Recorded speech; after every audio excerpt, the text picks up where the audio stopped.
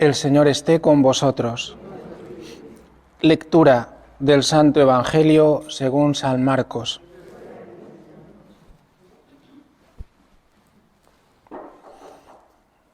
En aquel tiempo Jesús decía al gentío: el reino de Dios se parece a un hombre que echa semilla en la tierra. Él duerme de noche y se levanta de mañana. La semilla germina y va creciendo, sin que él sepa cómo. La tierra va produciendo fruto sola, primero los tallos, luego la espiga, después el grano. Cuando el grano está a punto, se mete la hoz porque ha llegado la siega. Dijo también: ¿con qué podemos comparar el reino de Dios? ¿Qué parábola usaremos? Con un grano de mostaza. Al sembrarlo en la tierra es la semilla más pequeña, pero después de sembrada crece, se hace más alta que las demás hortalizas y echa ramas tan grandes que los pájaros del cielo pueden anidar a su sombra.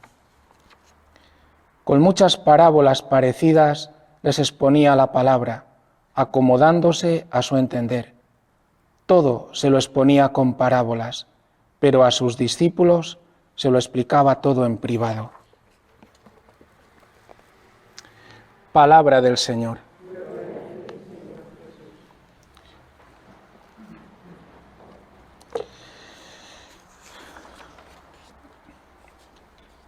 Quizás todos, queridos hermanos, nos hemos quejado un poco de nuestros padres, si nos han querido mucho y han insistido una y otra vez sobre el modo como teníamos que comportarnos, con quién teníamos que estar, qué teníamos que hacer. Yo personalmente, si hablo de mis padres y en particular mi madre, nos ponía la cabeza hasta arriba. Cuidado, hijo, con esto. Mira a ver esto. ¿Con quién vas? ¿Qué haces? Así con todos. Y bien lo sabéis la que sois madres. Y lo digo porque todo esto me ha iluminado mucho lo que hace la Iglesia. Una y otra vez nos repite la misma enseñanza. Y nosotros una y otra vez, yo digo cuántas veces, tozudamente, por un oído nos entra y por otro nos sale. Y la Iglesia, cuando nos enseña, movida por el Espíritu Santo, no es como nuestros padres para las cosas de esta vida. Es que nos enseña interiormente para transformarnos y llevarnos al cielo, para unirnos a Dios. El Espíritu Santo es maestro interior y esta enseñanza es enseñanza de Dios, palabra de Dios. Fijaos hoy, yo me acordaba también lo que dice San Pablo: donde abundó el pecado, sobreabundó la gracia. Pero el pecado es terrible. Es curioso que tenemos todo esto que hoy aquí nos dice, lo tenemos delante de nosotros.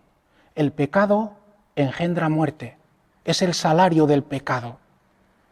Lo tenemos delante de nosotros, lo hemos experimentado nosotros mismos. Y una y otra vez pensamos que vamos a ser capaces de pecar y de estar bien. Pues no, nos equivocamos.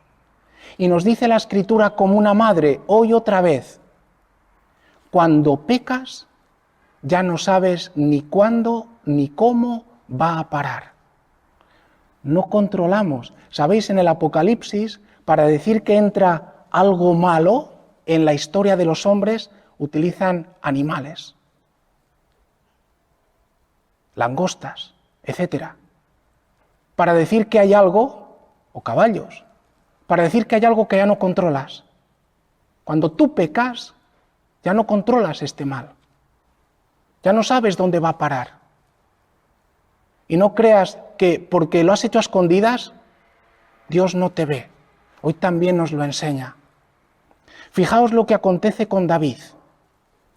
David peca gravemente, adultera.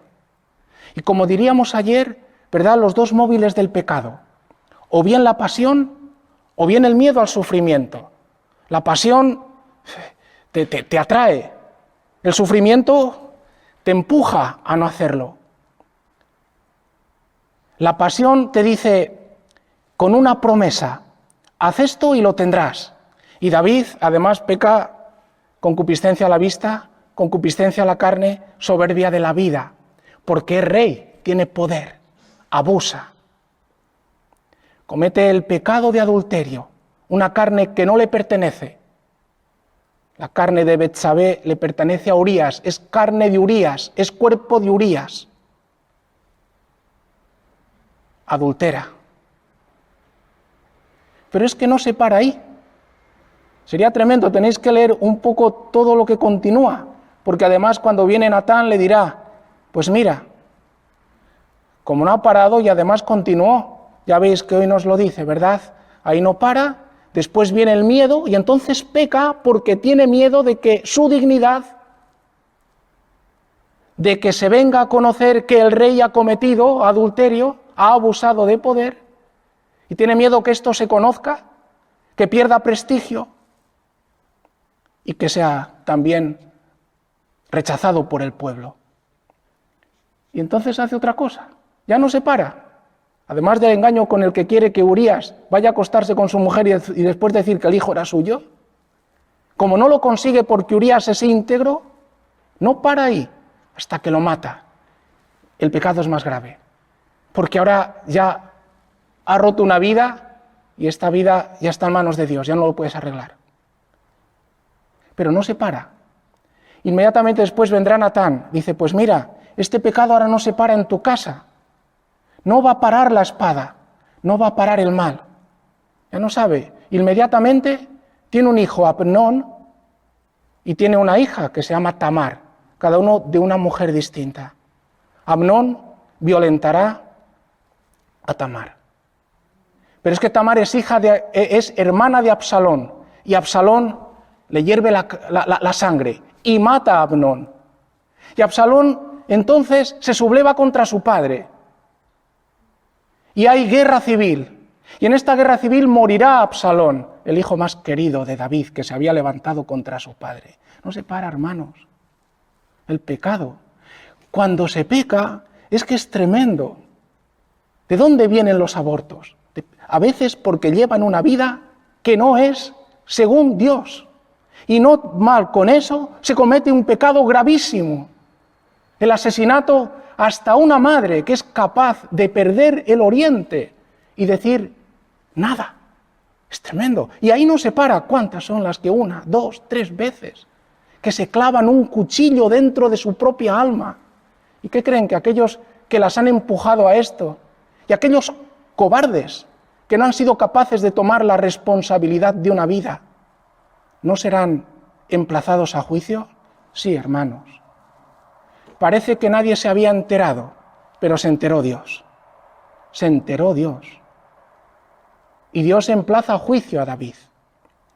Pero hermanos, ahora nos dice la Escritura que el Evangelio, el amor de Dios, supera todo mal. Tenemos que estar contentos. No dice que el mal no es mal, sino que es capaz de transformar hasta el propio mal, si nos acogemos al bien.